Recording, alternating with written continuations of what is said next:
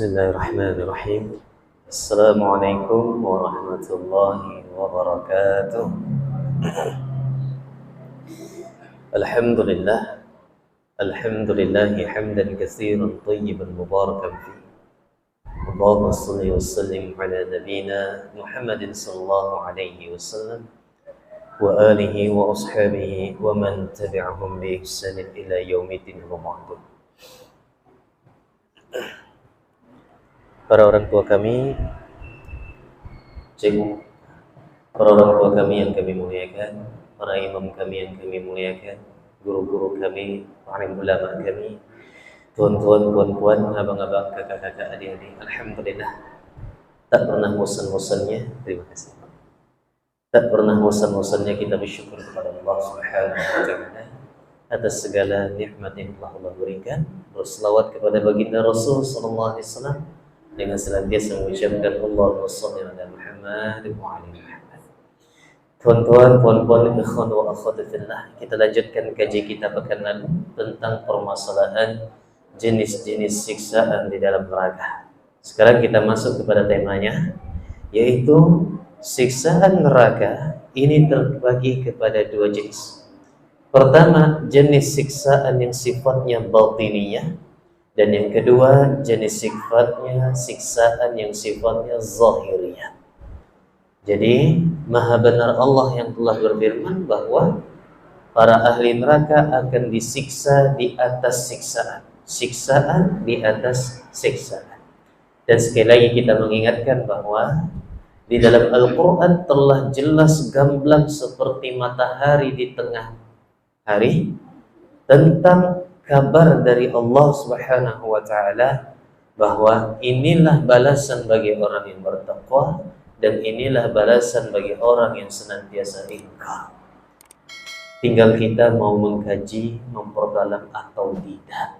Oleh karena itu Allah berikan kita kenikmatan, segala kenikmatan, harta, kekayaan yang kita miliki, seolah-olah Allah itu menyampaikan kepada kita, Bapak Ibu.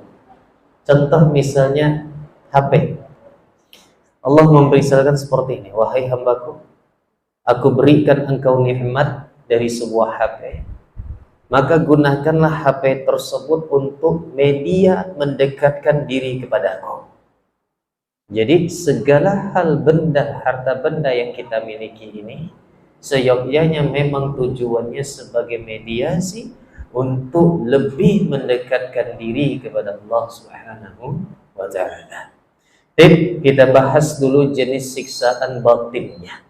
Kalau zahir mungkin sudah sering kita bahas, tapi kita bahas yang batin terlebih dahulu. Jadi Allah menyiksa pada dua kondisi, zahir satu, batinnya satu. Semoga Allah melindungi kita dari api neraka.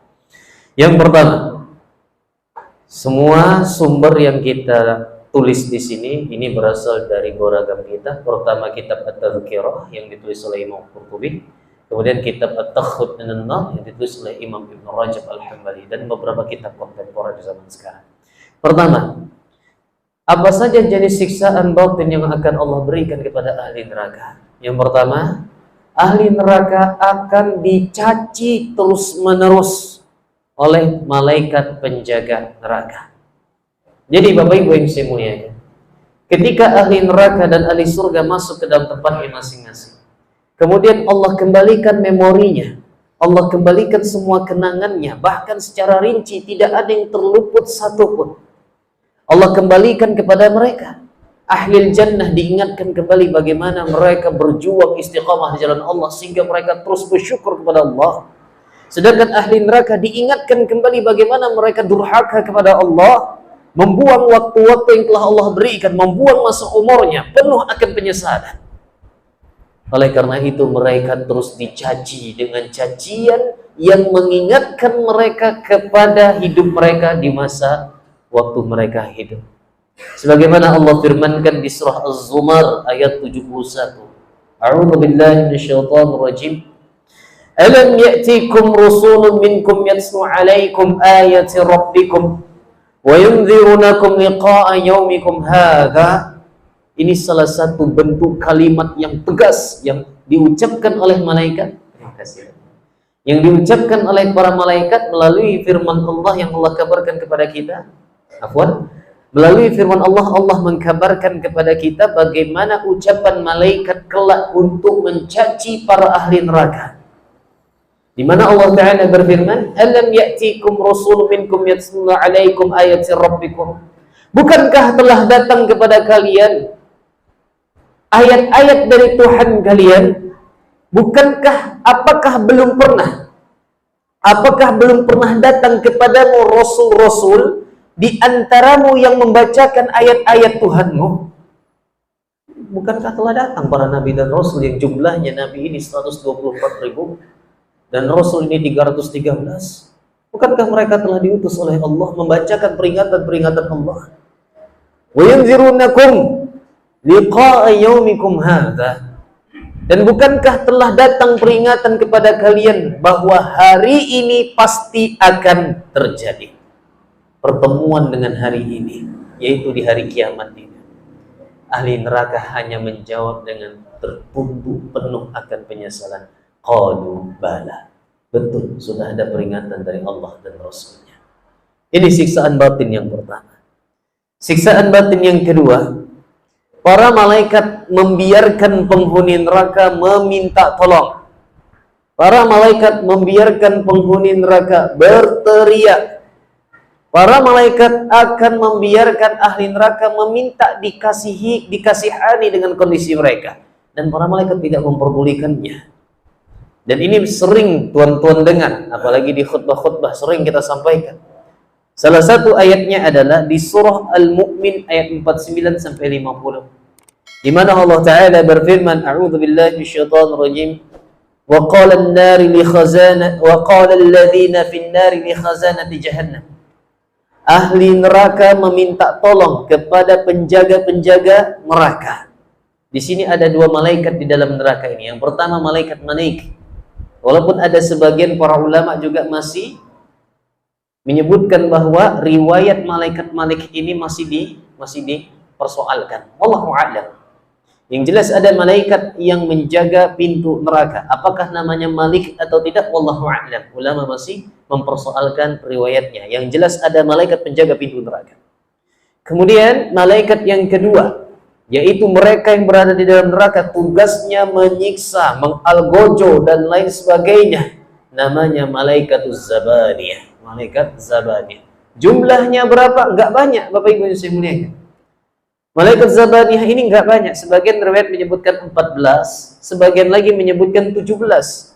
Ketika Abu Jahal mendengar tentang adanya malaikat zabaniyah di dalam Al-Quran, disampaikan oleh baginda Rasul SAW, dan disampaikan juga oleh Nabi dalam riwayat ini, bahwa jumlah malaikat zabaniyah ini hanya 17. Maka Abu Jahal dengan sombongnya, pongahnya, mengejek Nabi SAW. Melawan 17, sedangkan kita ini bisa banyak, bahkan kita bisa ribuan, hanya melawan 17 malaikat di neraka. Itu mudah bagi kami. La haula wala quwwata illa billah. Beginilah jawaban-jawaban orang yang jahil murakkab. Beginilah jawaban-jawaban orang yang terlalu sombong, pongah hidup di atas muka bumi. La haula wala quwwata illa billah. Kemudian mereka meminta tolong kepada penjaga-penjaga neraka, malaikat zabaniyah. Apa permintaannya? Saya yakin tuan-tuan sudah sering dengar. Ud'u rabbakum yukhaffif 'anna yawman minal adzab. Wahai para malaikat, kami titip doa kepada Allah agar Allah meringankan azab kami walau cuma sehari saja. Tolong ringankan azab kami. Karena Allah telah meninggalkan mereka. Allah telah meninggalkan mereka. Sampai-sampai Allah berfirman kepada mereka, qala khsahu fiha wa la tukallimun. Tinggal saja kalian dengan hina di dalamnya. Jangan ajak aku berbicara lagi. Karena itu mereka masih meminta tolong kepada malaikat zabaniyah agar titip doa. Ringankan azab kami walau cuma sehari saja. Karena bagi mereka satu hari ini sangat berharga. Hitungan di neraka dengan di surga, satu hari sama dengan 1000 tahun hidup di dunia. Berarti satu detik di neraka atau di surga itu sama dengan 40 hari hidup di muka bumi. Untuk menunggu satu detik aja perlu 40 hari. La haula wala quwwata illa billah. Karena itu bagi mereka satu hari ini sangat berarti bagi mereka. Tolong hentikan azabnya. Kalau tak bisa dihentikan azabnya, ringankan. Ringankan. Betapa dahsyatnya siksa neraka. Na'udzubillahi min zalik. Tolong diringankan.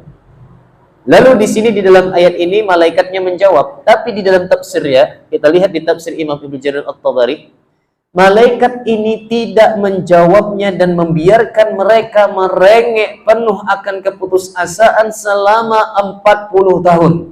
Selama 40 tahun. Apakah 40 tahun ini hitungan dunia atau hitungan akhirat? Ulama masih membahasnya. Namun kita lebih cenderung dengan pendapat 40 tahun ini hitungan akhirat. Karena urusan dunia sudah selesai. Hitungan akhirat. Bayangkan 40 tahun dibiarkan mereka terkatung-katung meminta tanpa ada jawaban. Ketika sudah sampai 40 tahun, barulah malaikat Zabaniyah menjawabnya seolah-olah ada harapan. Wah, pada akhirnya malaikat menjawab permintaan kita. Kata para ahli neraka. Ternyata jawabannya pun semakin menyiksa batin. Allah gambarkan di dalam Al-Quran. Qalu. Malaikat ini menjawab. Awalam taku ta'tikum rusulukum bil bayyinat. Bukankah telah datang para rasul kepada kalian memberikan peringatan? Qalu bala. Mereka menjawab, sudah. Lalu malaikat ini mencemooh. Fad'u. Kalau gitu doalah sendiri. Wa ma du'aul kafirina illa fi dhalal. Dan doa orang-orang yang kafir, doa orang-orang yang ingkar, doa orang-orang yang durhaka itu hanyalah sia-sia belaka. Dalam tafsirnya yang sering kita sampaikan juga, dalam tafsirnya seolah-olah malaikat ini menjawab, antum li anfusikum, urus dirimu sendiri. Kalimat yang sering kita ucapkan ketika ada teman kita memberikan nasihat kepada kita lalu kita tidak menerimanya. La haula wala quwwata illa billah. Ternyata ucapan ini akan diucap oleh para malaikat untuk menghinakan ahli neraka. Antum li anfusikum, urus dirimu sendiri. Fa nahnu la nad'u lakum, kami enggak mau mendoakan kalian. Wala nasma'u minkum, kami enggak mau mendengarkan keluh kesah kalian. Wala nawaddu khalasakum, dan siapa yang menginginkan kalian selamat? Enggak ada. La haula wala quwwata illa billah. Tersiksa batinnya dengan ucapan-ucapan tadi. Padahal mereka menunggu 40 tahun hitungan akhirat agar mendapatkan jawaban dari para malaikat. Ternyata jawabannya pun hanya menambah siksaan batin mereka. Subhanallah. Akhirnya ketika malaikat Zabaniyah enggan menolong mereka, ada satu harapan lagi.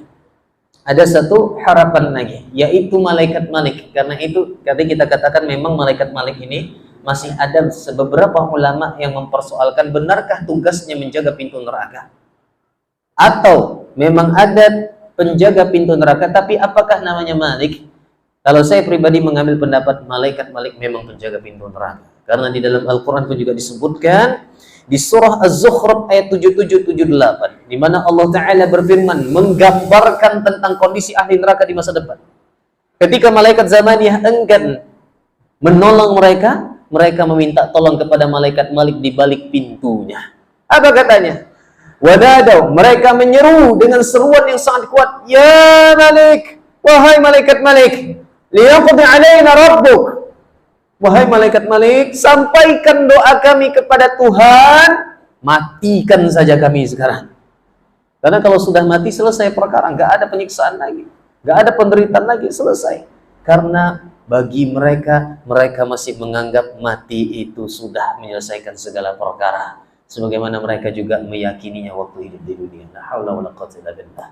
Padahal sebelum mereka dimasukkan ke dalam neraka, sebelum ahli surga masuk ke dalam surga, Allah kumpulkan sejenak, lalu Allah munculkan seekor kibas, seekor domba kecil, lalu Allah sembelih domba tersebut sebagai simbol kematian. Pada hari ini kata Allah, tidak ada kematian bagimu lagi. Yang surga dikekalkan abadi bahagia selama-lamanya, dan yang di neraka ada yang dikekalkan selama-lamanya penuh akan penderitaan, ada yang dikeluarkan.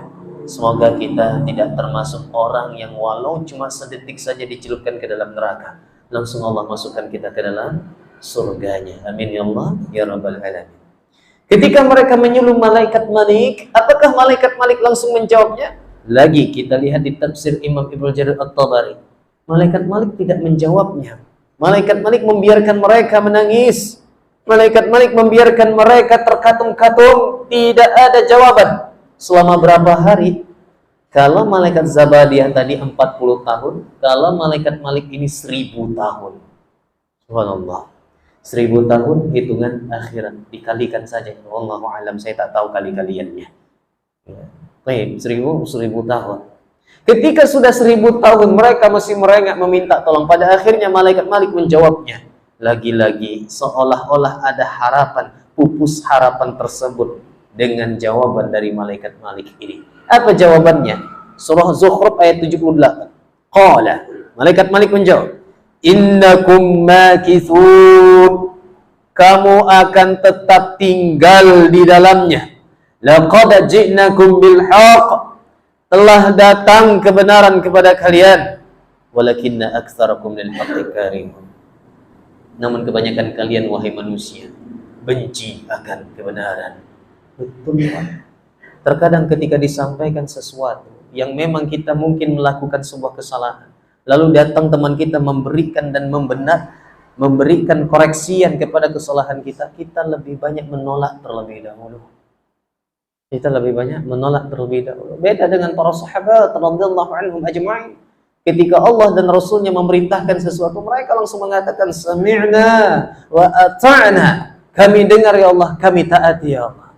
Itu saja ucapan mereka. Berbeda dengan jawaban orang Yahudi, sami'na wa asayna, kami dengar tapi kami tidak ingin melakukannya. La haula wala quwwata illa billah.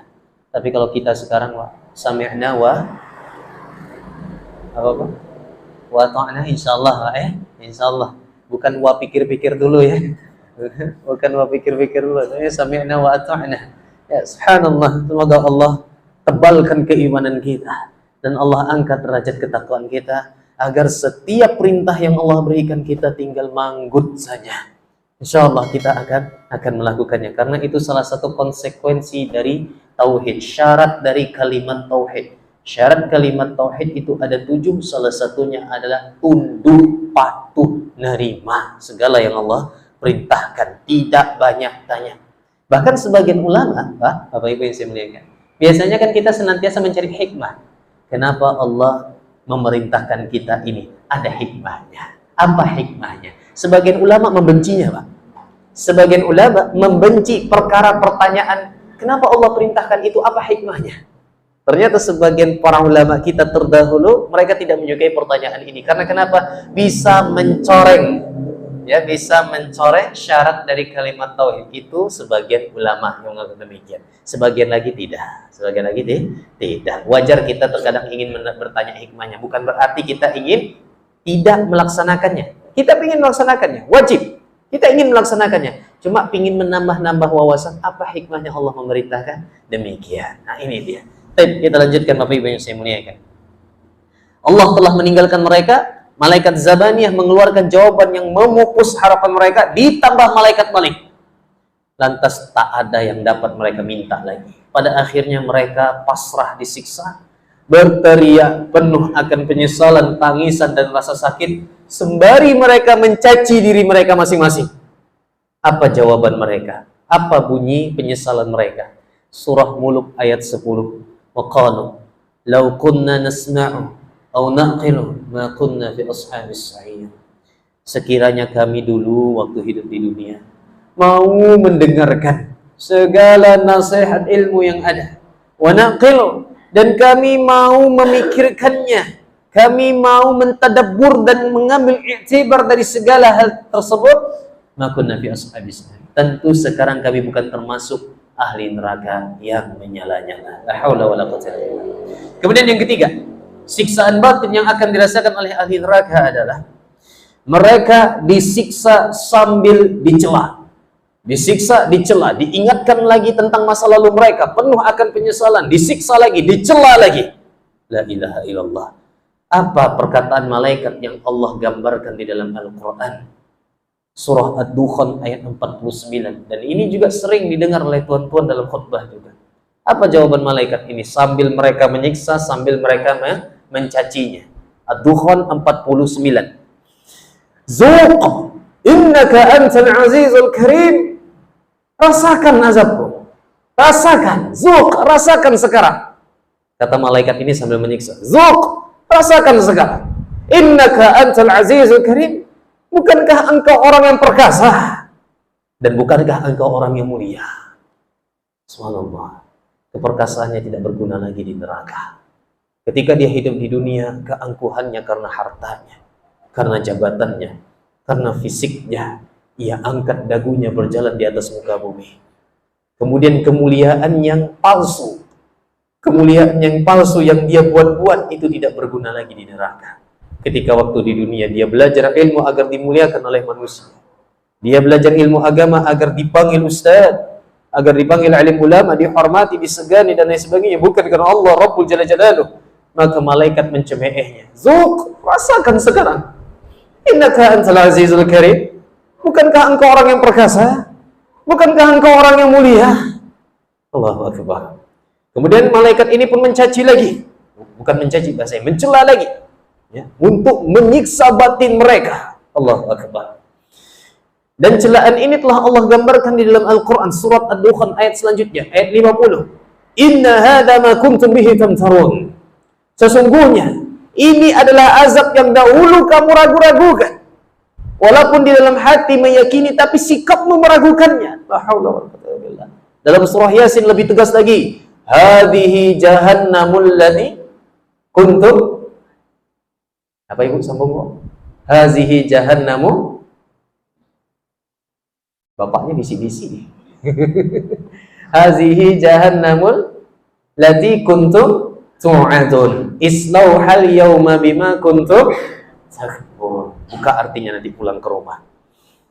Coba Bapak Ibu baca nanti surah Yasin mulai dari ayat sebelum hazihi jahannamul lati itu tentang bagaimana proses penyiksaan penyesalan ahli neraka. Jadi kalau baca Yasin jangan Yasinnya aja terus, baca terjemahnya. Karena kenapa? Di dalam terjemahnya ini penuh akan azab luar biasa. Tentang penyesalan orang-orang yang senantiasa ingkar kepada Allah Subhanahu wa ta'ala. Tetapi ada juga kabar bahagianya tentang orang-orang yang bertakwa. Setelah itu Allah kabarkan di penghujung surah Yasin itu. Allahu Akbar. Baik, kita lanjut. Yang keempat, mereka disiksa dengan penuh akan kehinaan. Mungkin waktu di dunia dia diagungkan, dimuliakan. Kalau dijemput pakai mobil luar biasa. Tapi ketika dia masuk ke dalam neraka, nggak ada yang memuliakan seperti itu. Bapak Ibu yang saya muliakan, sejahat-jahatnya manusia yang ada di muka bumi, saya yakin insya Allah pasti masih memiliki hati nurani. Fitrah seorang manusia sangat mencintai kebaikan dan mereka membenci kejahatan. Jadi sejahat-jahatnya manusia pasti di dalam hatinya insya Allah masih menginginkan untuk berbuat baik. Karena itulah kita dilarang dalam syariat mencela maksiat orang. Gak boleh. Apalagi mencap seseorang bahwa dia pasti masuk ke dalam neraka. La haula wala quwwata illa billah. La haula wala quwwata illa billah. Mungkin karena dia melakukan maksiat, senantiasa mabuk-mabukan, seolah-olah kita memandangnya. Ini calon-calon ahli neraka. Hati-hati, lisan kalimat ini sangat berbahaya. Karena ada dua bahayanya. Pertama, seolah-olah menetapkan bahwa hidayah Allah tidak akan Allah turunkan kepadanya. Padahal itu hak paten Allah, bukan kita. Yang kedua, bahayanya kalimat ini mensucikan diri sendiri. Ketika mengomentari maksiat orang lain, lalu mencapnya, seolah-olah dia mencap diri sendiri, saya yang akan masuk surga. Allah, kita nggak tahu. Bahkan mungkin Bapak Ibu melihat saya sekarang duduk di sini seolah-olah kunci surga ada di tangan saya. Belum tentu. Belum tahu. Bapak Ibu nggak tahu apa yang dibalik itu. Kita nggak ada yang tahu. Dan kita nggak ada tahu takdir ke depannya. Cuma kita berharap kepada Allah Subhanahu wa ta'ala. Dengan berusaha istiqomah di jalan Allah, semoga Allah wafatkan kita dalam kondisi yang baik juga. Itu yang kita harapkan. Kita tidak mensucikan diri kita. Jauh-jauhkan diri dari mensucikan diri sendiri. La haula wala quwwata illa billah. Kita hanya berharap kepada Allah. Bapak Ibu datang ke masjid, berharap semoga Allah wafatkan dalam kondisi baik. Dan berharap kita kepada Allah agar Allah menutupi umur kita dengan husnul khatimah. Amin ya Allah. Ya Rabbal Alamin. Karena tak sedikit kita melihat ada orang-orang yang dulunya menjadi imam, dimuliakan, tapi sekarang la haula wala quwwata illa berkumpul di clubbing dan lain sebagainya. Ada. Kita nggak tahu hidayah itu. Dan ada kebalikannya. Ada orang-orang yang ngumpul di clubbing, tiba-tiba menjadi orang yang paling soleh, wafat dalam kondisi husnul khotimah. Ada. Allahu Akbar. Salah satunya yang kita harapkan itu sebagai iktibar kita adalah almarhum Ustadz Jeffrey Al-Bukhari, yang kisahnya terkenal Bapak Ibu ya. Semoga Allah merahmati beliau. Kita nggak tahu usia seseorang bagaimana, ditutup oleh Allah bagaimana, kita nggak ada ya. Kita nggak ada yang tahu. Cuma tetaplah berbuat baik. Semoga Allah wafatkan kita dalam kondisi baik, istiqamah, ikhlas karena Allah, bukan ada embel-embel yang lain. Baik, kita lanjutkan Bapak Ibu yang saya muliakan. Yang kelima, dosa-dosa mereka Allah tampakkan di hadapan manusia. Ini yang paling menyakitkan. Segala amal maksiat yang dia lakukan Allah tampakkan secara gamblang di hadapan seluruh manusia. Saya sampaikan satu hadis yang pernah saya sampaikan, sering saya sampaikan dulu. Baik, kita sampaikan hadis ini lagi. Hadis ini diriwayatkan dari Abu Hurairah secara marfu' kepada Nabi sallallahu alaihi wasallam. Saya yakin betul bapak-bapak, khususnya bapak-bapak pasti ingat hadis ini. Karena sering saya sampaikan, Anda di khutbah masjid ini, Anda di masjid lain, Anda di pengajian kemarin, pengajian sekarang. Kita sampaikan lagi sebagai cambuk di hati kita. Karena saya suka hadis ini, Pak. Saya suka hadis ini. Abu Hurairah radhiyallahu anhu secara marfu berkata, ya, kalau maksud marfu ini berarti memang dari Nabi. Karena hadis itu ada marfu, ada mauquf, ada maqtu'. Marfu ini sampai kepada Nabi, mauquf hanya sampai kepada sahabat, maqtu' hanya sampai kepada tabi'in. Baik, kita lanjutkan. Apa kata Abu Hurairah radhiyallahu anhu? Yudniyallahu al-'abda yaumal qiyamah. Didekatkanlah orang yang soleh, orang yang senantiasa istiqamah. Saya sebut saja contohnya Bapak Ibu di sini. Bapak Ibu dipanggil oleh Allah. Bapak Ibu termasuk orang yang istiqamah, dipanggil oleh Allah. Kemudian fayada'u 'alaihi kanafah. Kemudian Allah Subhanahu wa taala memerintahkan malaikat yang semenjak di dunia menjaga Bapak Ibu, suruh datang juga, kepakkan sayapnya, lebarkan sayapnya, tutup hambaku ini. Ditutup. Kemudian terjadi dialog antara Bapak Ibu dengan Allah. Ini di yaumul hisab. Di hisab Bapak Ibu dipanggil, sudah giliran Bapak Ibu dipanggil. Kemudian terjadi dialog dalam kesunyian di bawah naungan malaikat. Sayap-sayap malaikat. Allahu Akbar. Apa dialog antara Bapak Ibu dengan Allah? Allah berfirman kepada Bapak Ibu, Iqra ya ibni Adam kitabak. Bacalah kitabmu, wahai Bani Adam. Wahai manusia, bacalah kitabmu ini. Kemudian Bapak Ibu membaca kitab Bapak Ibu yang senantiasa kemudian Bapak Ibu membaca kitab yang sudah Allah perintahkan, yang sudah Allah berikan. Ketika Bapak Ibu membacanya, fayamuru bil hasanah. Tertulis semua amal kebaikan yang Bapak Ibu lakukan. Luar biasa, tertulis dengan rapi secara rinci. Maka kata Nabi, kata Abu Hurairah, fayabyaddu laha wajhuh. Wajah Bapak Ibu tersenyum, seolah-olah pintu surga sudah berada di hadapan. Wa yusarru biha qalbuh. Hatinya pun menjadi gembira karena semua catatan amal soleh yang Bapak Ibu lakukan semasa hidup di dunia tercatat dengan rapi semuanya, tak tertinggal sedikit pun. Lalu Allah bertanya kepada Bapak Ibu, ata'rifu ya abdi, masih ingatkah engkau wahai hambaku mengamalkan itu? Maka dengan bahagianya Bapak Ibu menjawab, na'am ya Allah, bala ya Allah, aku masih mengingatnya.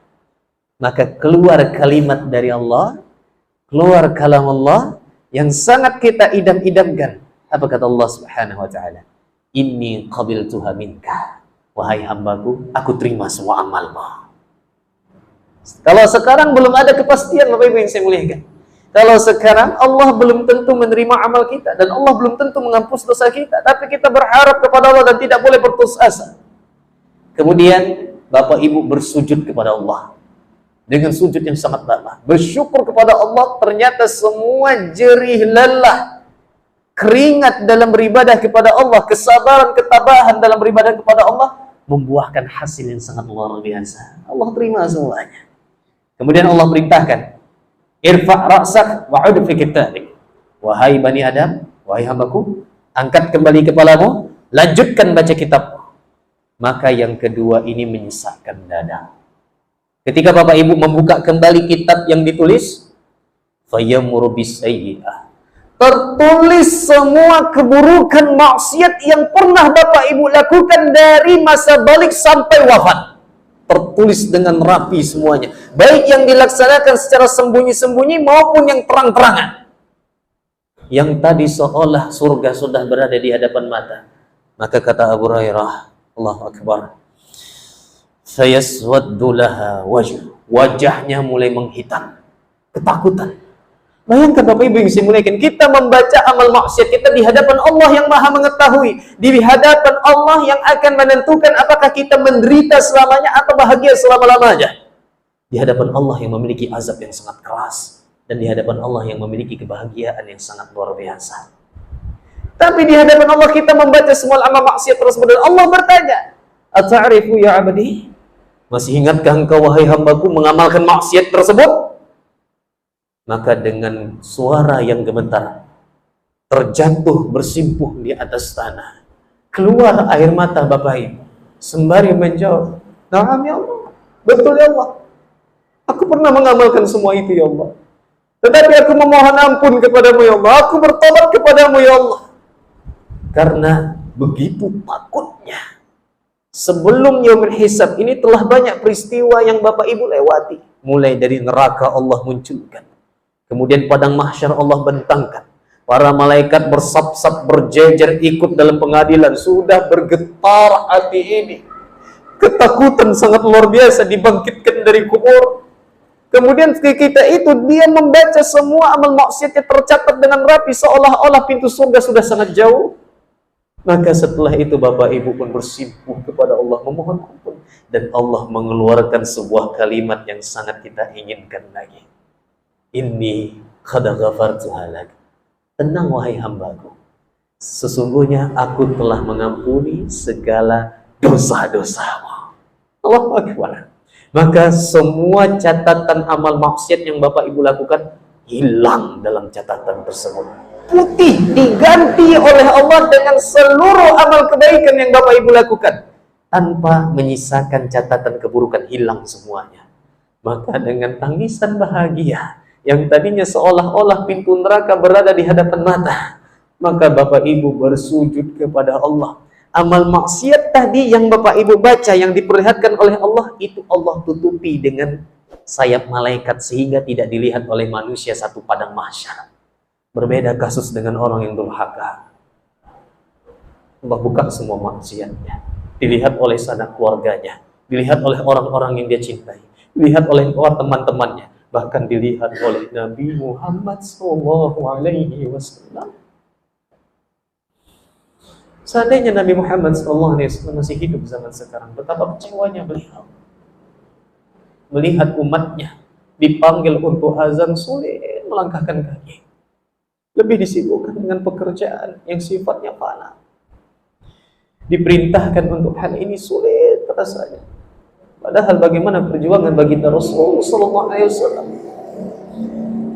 Saya Pak, jujur menangis Pak, ketika sudah mulai meninggalkan Mekah. Waktu umrah kemarin, alhamdulillahilladzi bi ni'matihi tatimmu shalihat. Ketika perjalanan menuju Madinah, saya perhatikan jalan menuju Madinah itu. Ya Allah, ini yang dilalui oleh baginda Rasul SAW. Jalanan terbang, jalanan yang terjal, batu yang tajam, perbukitan yang sangat banyak, cuaca yang sangat dingin kalau lagi musim dingin, cuaca yang sangat panas kalau musim panas. Dan Nabi melalui jalan tersebut selama 8 hari 8 malam sampai ke Madinah. Luar biasa perjuangan baginda Rasul SAW. Dan kita perhatikan betul, bahkan satu jamaah waktu itu di bus menangis melihat perjuangan Nabi SAW. Menangis melihat bagaimana para sahabat dulu berjuang mempertahankan Islam. Luar biasa. Mereka berjalan kaki, bahkan Ali bin Abi Thalib kukunya terbuka-buka, kakinya terluka-luka melalui jalan-jalan tersebut. Allahu Akbar. Sampai di makam Nabi SAW. Ini nikmat yang tiada tara bagi saya pribadi. Bisa menyampaikan salam kepada baginda Rasul dan kedua orang sahabatnya, Abu Bakar As-Siddiq dan Umar bin Khattab radhiyallahu anhu. Allahu Akbar. Tapi bayangkan kalau Nabi SAW masih hidup melihat kondisi kita sekarang. Allahu a'lam wa la haula wa la quwwata illa billah. Bapak Ibu yang saya muliakan. Oleh karena itu, jangan pernah ada lagi yang mengatakan kan cuma sunnah. Kalau memang kita belum bisa melaksanakan sunnah tersebut, cukup kita katakan kepada diri kita, semoga Allah mudahkan selanjutnya. Udah cukup. Jangan pernah ada embel-embel kan cuma sunnah untuk menutupi kemalasan kita beribadah kepada Allah Subhanahu wa taala. Yang keenam, terakhir, siksaan batiniah yang akan didapatkan oleh ahli neraka adalah mereka tersiksa, batinnya semakin tersiksa karena Allah sengaja melihatkan kepada ahli neraka nikmat-nikmat yang didapatkan oleh ahli surga. Wah, bayangkan posisi seorang hamba sedang disiksa habis-habisan, kemudian Allah tampakkan bagaimana ahli surga mendapatkan nikmat yang sangat luar biasa, makin menghujam di dalam hati. Dan ini Allah gambarkan di surah Al-A'raf ayat 50. Apa kata Allah Subhanahu wa taala? "Wa nada ashabun nari ashabal jannah." Penghuni neraka memanggil penghuni surga, "An afidu alaina minal ma'i aw mimma razaqakumullah." Wahai penghuni surga, limpahkanlah kepada kami sedikit air saja. Tekak ini udah kering, sakit. Makan buah zakum semakin menyiksa, semakin membuat lapar. Minum air nanah, minum air darah, air timah yang sangat panas, nggak ada yang menyegarkan. Kalaupun ada air dinginnya pun menyiksa, merontokkan daging dan tulang-tulangnya. Lalu Allah tampakkan ahli surga mendapatkan nikmat yang luar biasa. Lalu mereka minta, wahai ahli surga, tolong berikan kami sedikit air saja, dan apapun yang Allah rizkikan kepada kalian, berikanlah kepada kami. Memohon mereka. Dan atas kehendak Allah, ahli surga mendengar permintaan ahli neraka. Dan ahli surga menjawab, qalu, mereka menjawab, innallaha harramahum 'alal kafirin. Sesungguhnya Allah telah mengharamkan kami. Sesungguhnya Allah telah mengharamkan keduanya di atas orang-orang kafir yang ingkar dan durhaka. Subhanallah, ini masih jenis siksaan batinnya. Karena waktu pun juga sudah mau habis. InsyaAllah untuk jenis siksaan zahirnya akan kita bahas kembali itu di Ahad Sabtu depan. Setelah perihal neraka ini selesai, ingatkan saya untuk membahas tentang surga. Ya, harus seimbang, jangan asina azab aja terus. Allahu Akbar. Tapi memang untuk melembutkan hati itu salah satunya adalah mengingat peringatan-peringatan yang telah Allah kabarkan di dalam Al-Quran ataupun melalui Rasul Sallallahu Alaihi Wasallam. Semoga kelak nanti di padang mahsyar Nabi Sallallahu Alaihi Wasallam melihat kita sebagai umatnya, bukan sebagai orang lain. Karena kelak nanti kata Nabi Sallallahu Alaihi Wasallam, aku tunggu kalian di telagaku. Aku tunggu kalian di telagaku. Seolah-olah Nabi menyampaikan kepada kita, wahai umatku yang tak pernah melihatku, wahai umatku yang hanya mendengar dari kisah-kisahku, tenang, kita akan berjumpa nanti di telaga Al-Kautsar.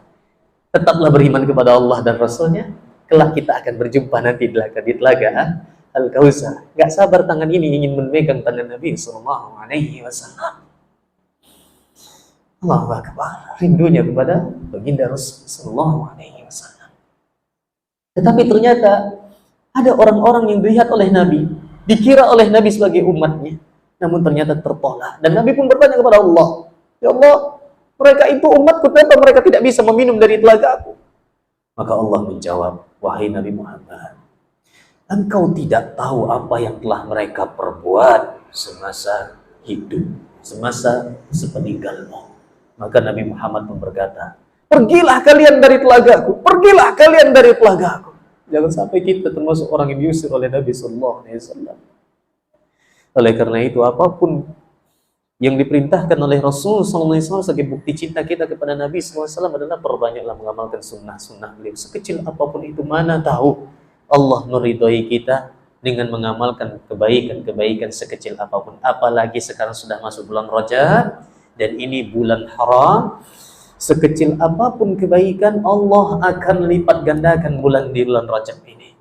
Tapi hati-hati, sekecil apapun sebuah maksiat, Allah lipat gandakan dosanya di bulan ini.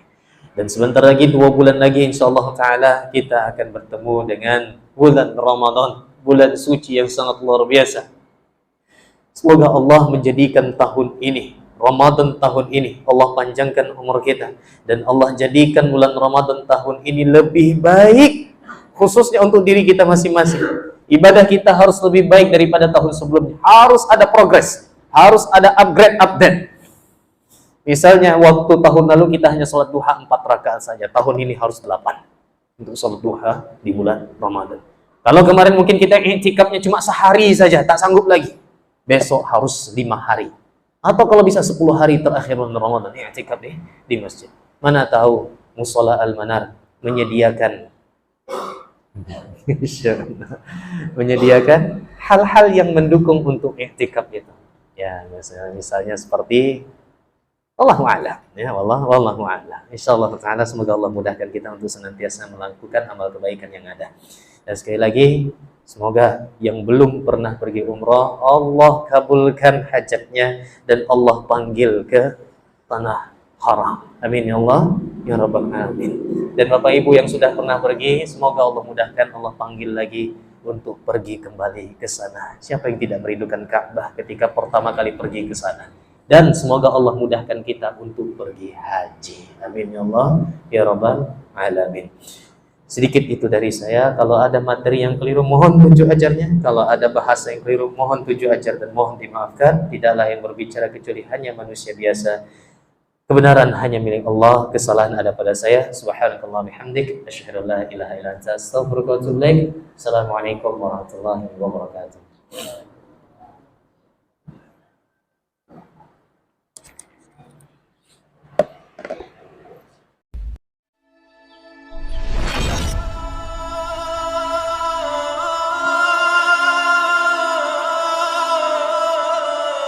Bismillah.